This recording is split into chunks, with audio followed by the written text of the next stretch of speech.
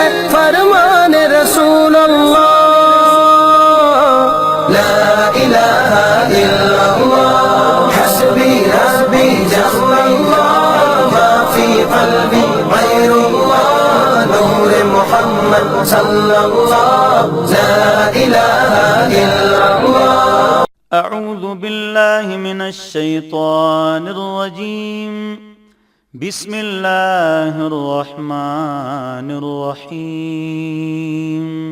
انا اعطیناک الکوثر فصل لربک وانحر، ان شانئک هو الابتر۔ وقال اللہ عز وجل وَلِتُكَبِّرُوا اللَّهَ عَلَى مَا هَدَاكُمْ يَا رَبِّ صَلِّ وَسَلِّمْ دَائِمًا أَبَدًا عَلَى حَبِيبِكَ خَيْرِ الْخَلْقِ كُلِّهِمْ هُوَ الْحَبِيبُ الَّذِي تُرْجَى شَفَاعَتُهُ لِكُلِّ هَوْلٍ مِّنَ الْأَهْوَالِ مُقْتَحَمٍ۔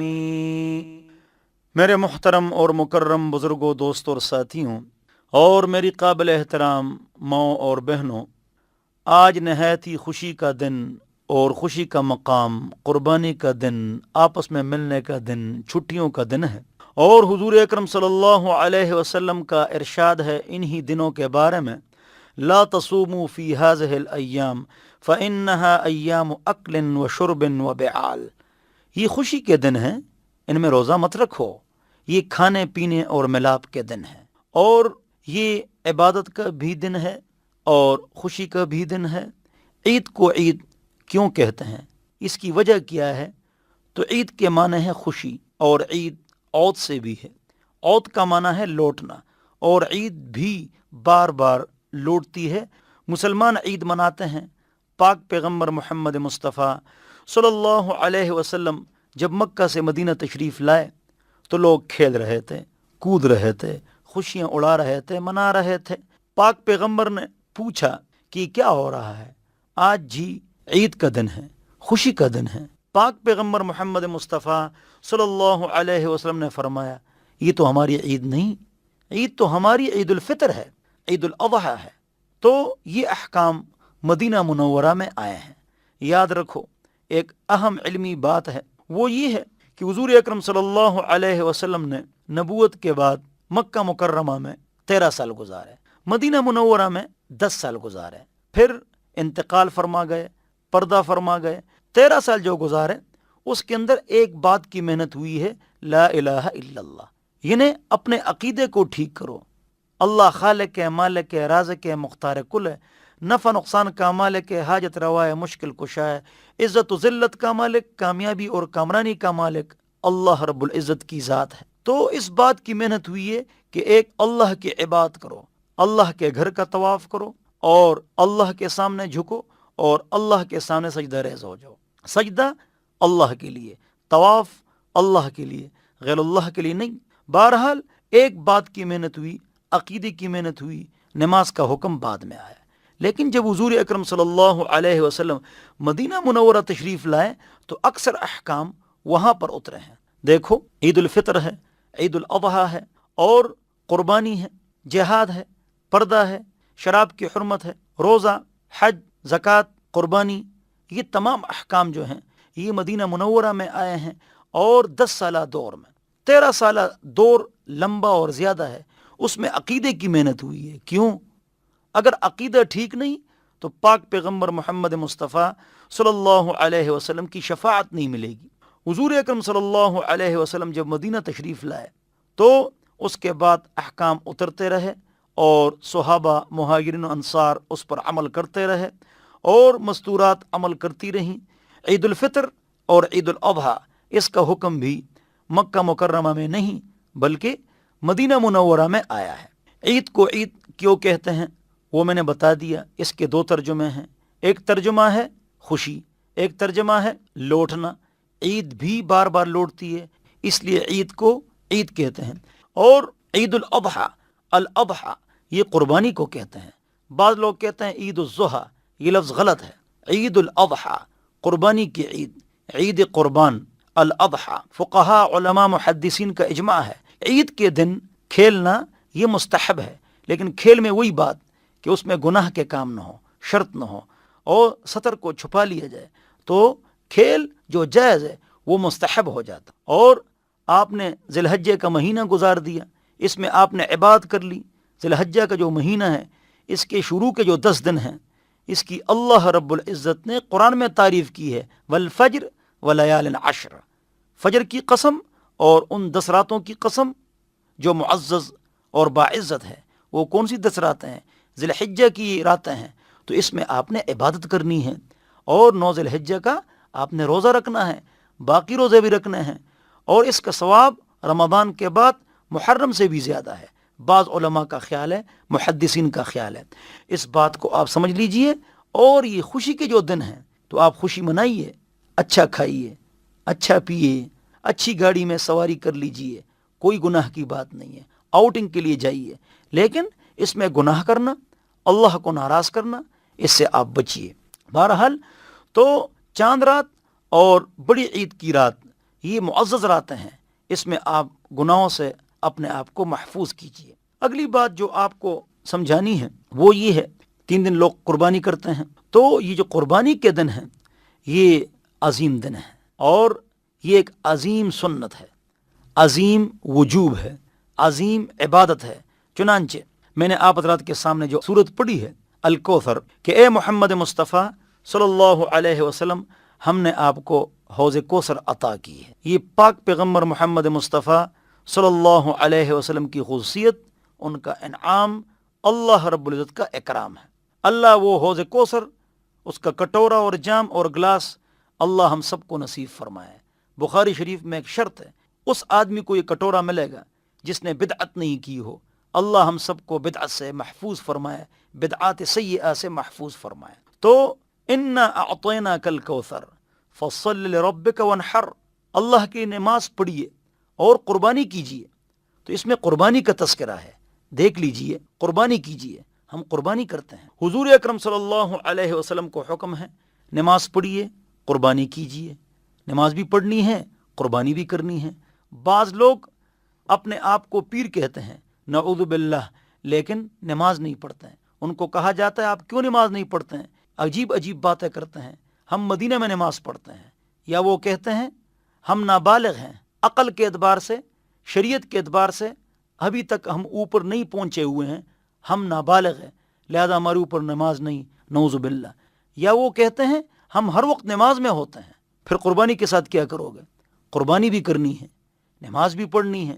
وَاعْبُدْ رَبَّكَ حَتَّى يَأْتِيَكَ الْيَقِينُ، اے محمد مصطفیٰ صلی اللہ علیہ وسلم، اللہ کی عبادت کرو یہاں تک کہ آپ کے پاس موت آ جائے۔ تو حضور اکرم صلی اللہ علیہ وسلم دونوں جہانوں کے سردار، آقا نامدار محمد مصطفیٰ صلی اللہ علیہ وسلم 2 آدمیوں پر ہاتھ ڈال کر نماز پڑھنے کے لیے، پڑھانے کے لیے تشریف لا رہے ہیں، اور آج کا وہ آدمی جو اپنے آپ کو دین کا سربراہ کہتا ہے وہ نماز نہیں پڑھتا ہے۔ یا ہم قربانی نہ کریں، وانحر، حضور اکرم صلی اللہ علیہ وسلم نے اس پر عمل فرمایا ہے اور قربانی نہیں کی ہے بلکہ قربانیاں کی ہیں، بہت سارے جانور ذبح فرمائے ہیں، خود ذبح فرمائے ہیں۔ افسوس سے کہنا پڑتا ہے کہ آج کل سب ایک قربانی کرتے ہیں، ٹھیک ہے یہ واجب ہے، لیکن سنت زیادہ قربانیاں ہیں، اس پر کہیں میں نے عمل نہیں دیکھا ہے۔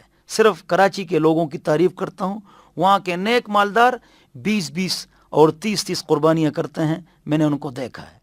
لہذا جو مالدار ہے وہ زیادہ سے زیادہ بکرے اور جانور ذبح کرے، اللہ نے ان کو دولت دی ہے، ان کو مال دیا ہے۔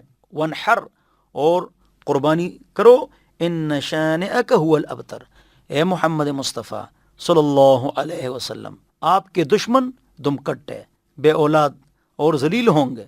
حضور اکرم صلی اللہ علیہ وسلم کی شان اونچی ہے، کوئی آدمی سورج کو تھوکتا ہے، تھوک اس کے منہ پر۔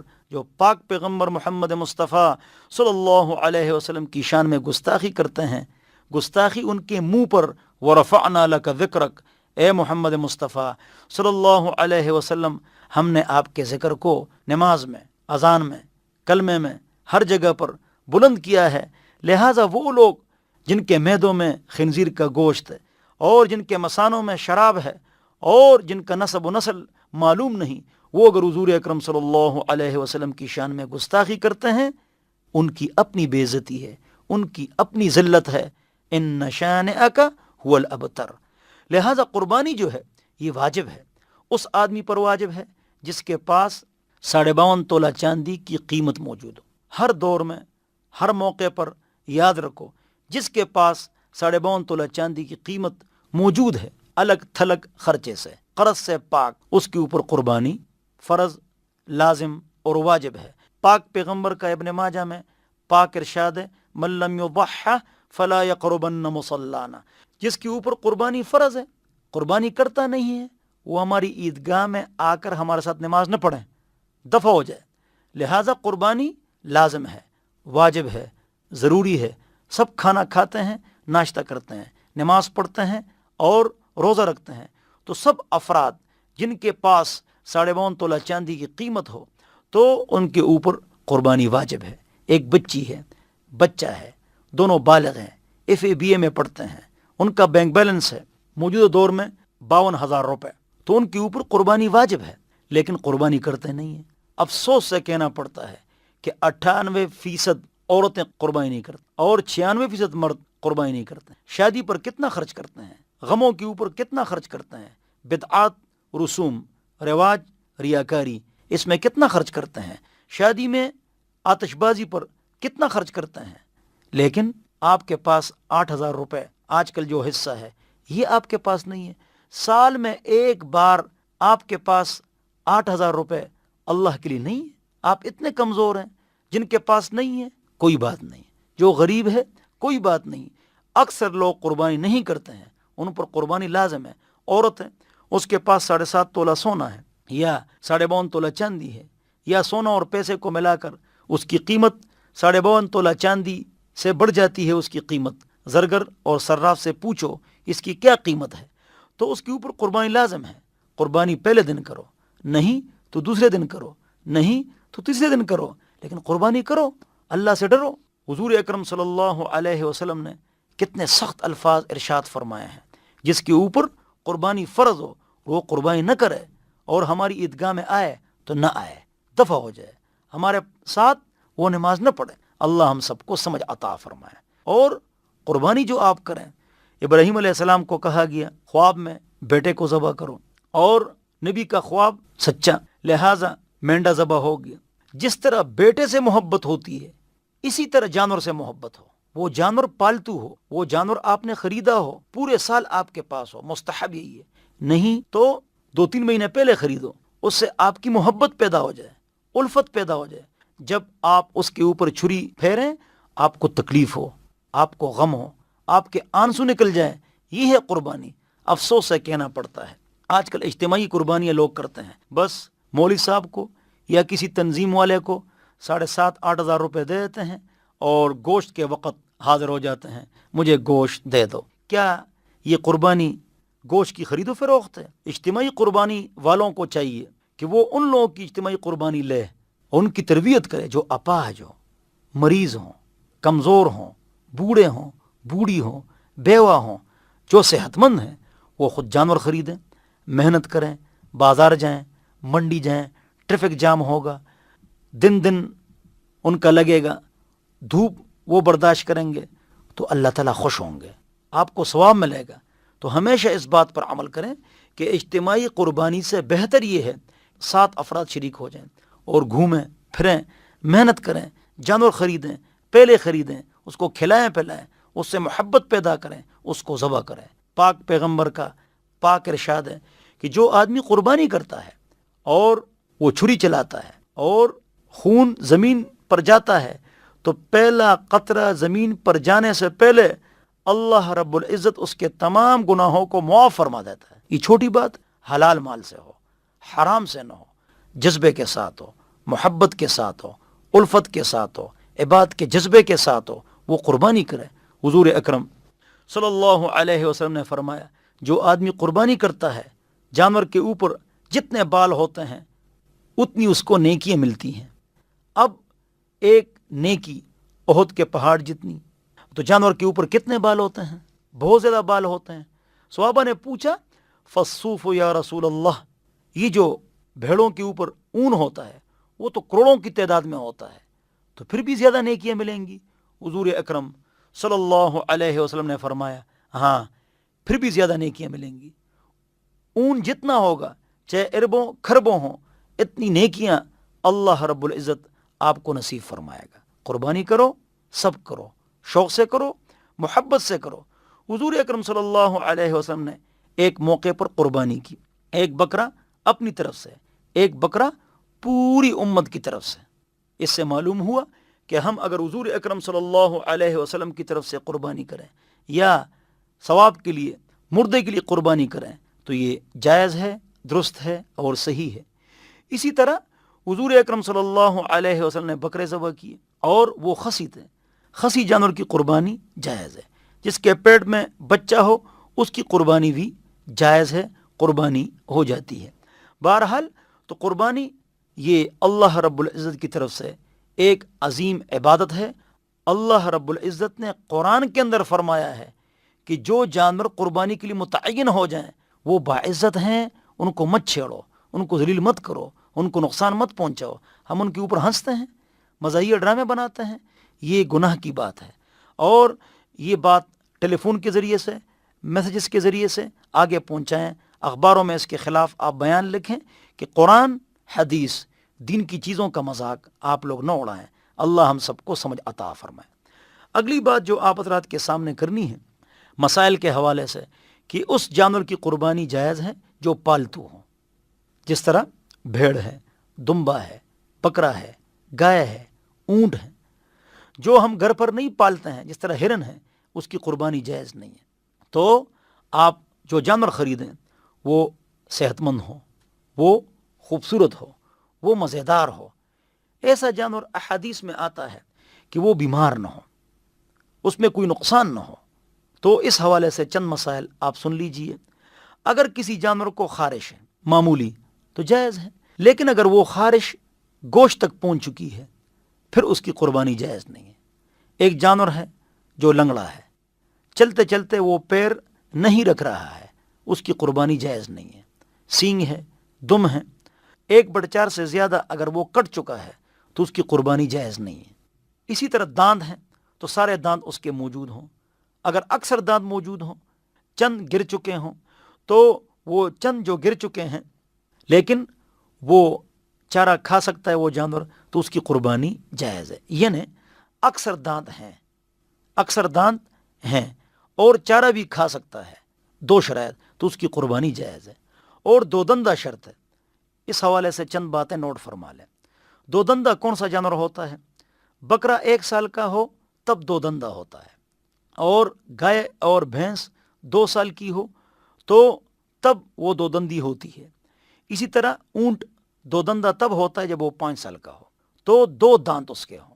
ہاں اگر آپ کے گھر میں وہ جانور بڑھ جائے اور پل جائے اور 2 سال سے وہ بڑا ہو اور دانت اس کے نہیں نکل آئے ہوں تو اس کی قربانی جائز ہے۔ لیکن اگر کوئی اور آپ کو کہے میرے گھر کا پلا ہوا جانور ہے، 2 سال پورے ہیں لیکن دانت نہیں ہے، تو آپ اس پر یقین نہ کریں۔ تو اسی طرح اس کے تھن بھی ٹھیک ہو اور اس کا چلنا بھی ٹھیک ہو، وہ اندھا بھی نہ ہو، اندھے کی قربانی جائز نہیں ہے۔ جس کے سارے دانت نہ ہو اس کی قربانی جائز نہیں ہے۔ اس کے تھن سارے خراب ہو یا اکثر خراب ہو اس کی قربانی جائز نہیں ہے۔ تو آپ وہ جانور متعین کریں جو کیا ہو، صحت مند ہو، خوبصورت ہو اور اچھا ہو۔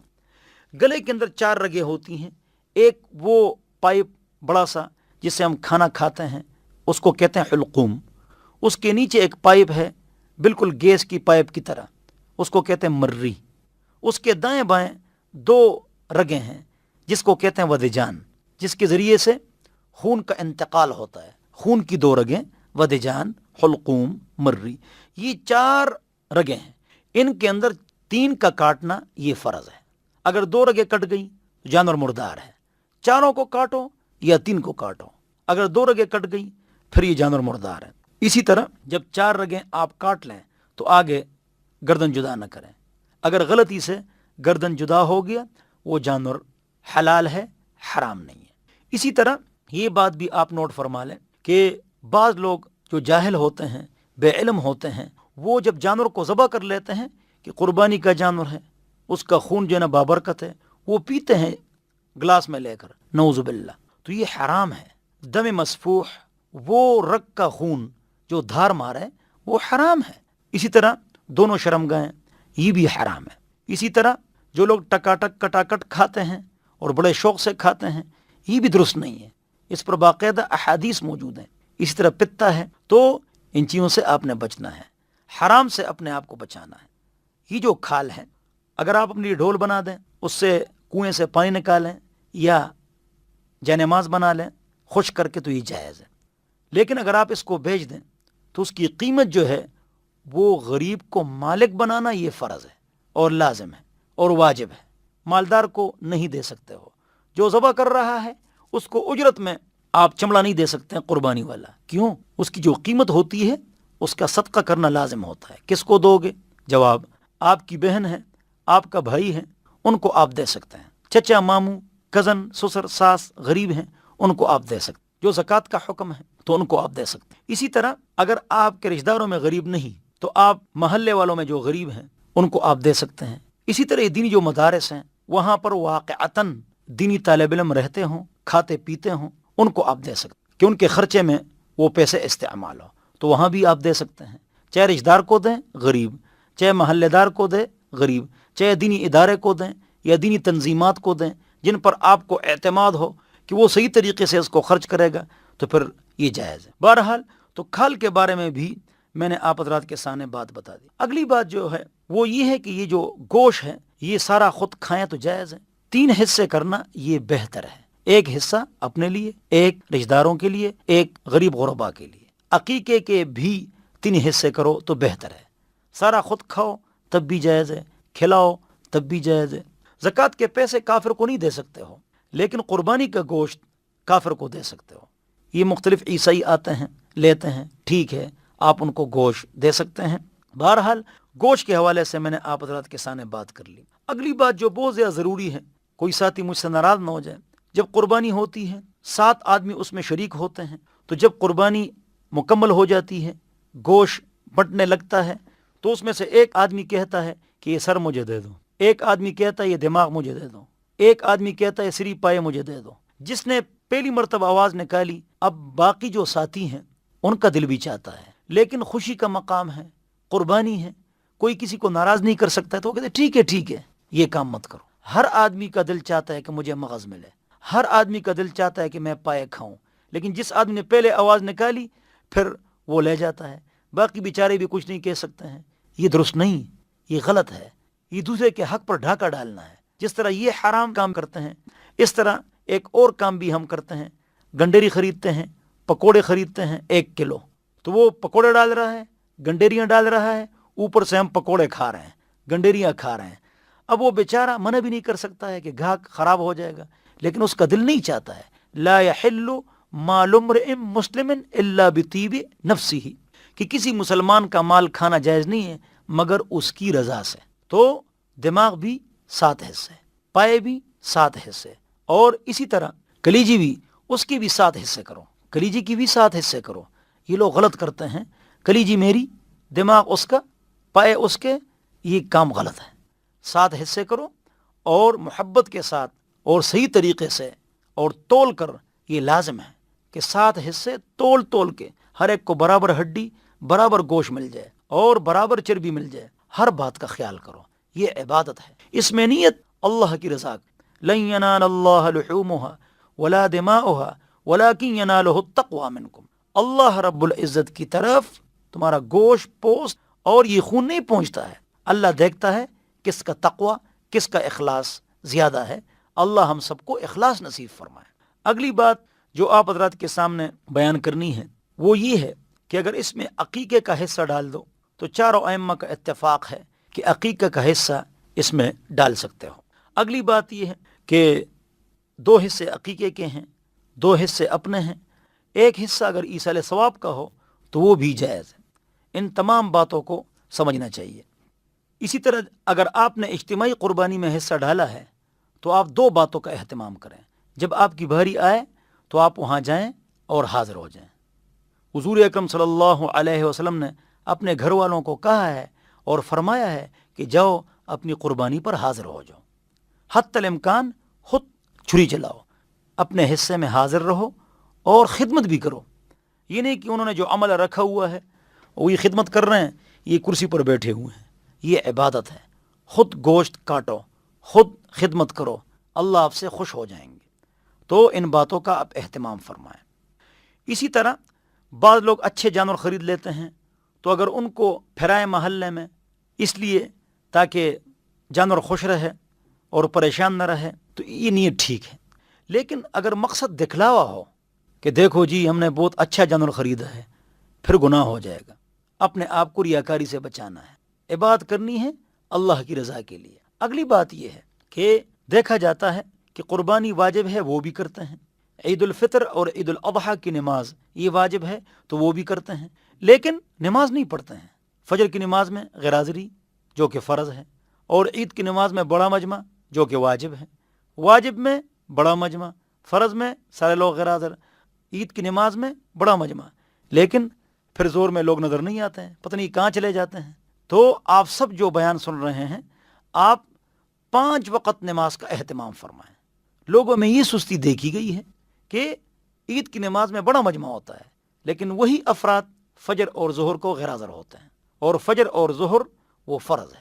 تو نماز کا اہتمام کریں، نماز فرض ہے۔ من ضیع الصلاۃ فہو لما سواها اضیع، جس نے نماز کو ضائع کر دیا وہ اور چیزوں کا بھی بیڑا غرق کرے گا۔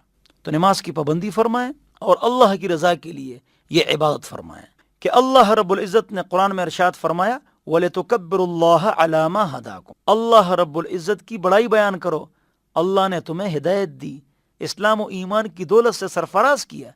لہٰذا عید الفطر میں اور عید الاضحیٰ میں ایک راستے سے آؤ، دوسرے راستے سے جاؤ، اور عید الفطر میں آہستہ اور عید الاضحیٰ میں اونچی آواز سے پڑھو اللہ اکبر لا الہ الا اللہ واللہ اکبر وللہ الحمد، تکبیرات آتے جاتے پڑھو۔ اور عید کی نماز کے لیے آتے وقت ایک راستہ، جاتے وقت دوسرا راستہ، اور یہ پڑھتے جاؤ۔ لوگ گانے گنگناتے ہوئے نہیں شرماتے ہیں، ہم تکبیر گنگناتے ہوئے شرماتے ہیں، اور حاجی بھی شرماتے ہیں لبیک پڑھتے ہوئے۔ حاجی پڑھے لبیک اللہم لبیک، اور عام افراد آتے جاتے پڑھے اللہ اکبر لا الہ الا اللہ واللہ اکبر وللہ الحمد۔ عید کے دن سے ایک دن پہلے، یعنی 9 ذی الحجہ کی فجر سے لے کر عید کے چوتھے دن کے عصر تک آپ نے ایک بار ہر نماز کے بعد تکبیر پڑھنی ہے، اور یہ کیا ہے؟ واجب ہے اور لازم ہے۔ عورت کے لیے آہستہ ہے، مردوں کے لیے اونچی آواز سے ہے، ایک بار واجب ہے۔ اس پر بھی لوگ شرماتے ہیں، پڑھتے نہیں ہیں۔ دین پر ہم شرماتے ہیں، شرماؤ مت، اور اونچی آواز سے، پیاری آواز سے، عبادت کی نیت سے وَلِتُكَبِّرُوا اللَّهَ عَلَى مَا هَدَاكُمْ پر عمل کرتے ہوئے پڑھیں اللہ اکبر لا الہ الا اللہ واللہ اکبر وللہ الحمد۔ اللہ رب العزت ہم سب کو 5 وقت نماز اور عید کے احکام اور قربانی کے مسائل ان پر عمل کرنے کی توفیق نصیب فرمائے، اور آداب پر عمل کرنے کی توفیق نصیب فرمائے۔ وآخر دعوانا ان الحمدللہ رب العالمین۔ کوئی ہے فرمان رسول اللہ،